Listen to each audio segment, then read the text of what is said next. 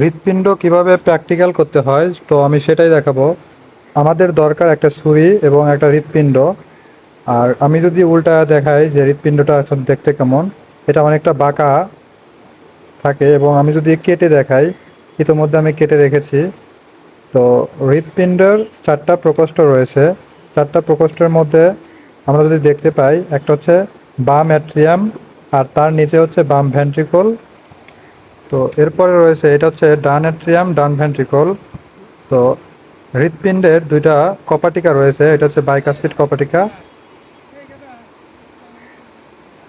আর ঠিক এই পাশে রয়েছে ট্রাইকাসপিড কপাটিকা।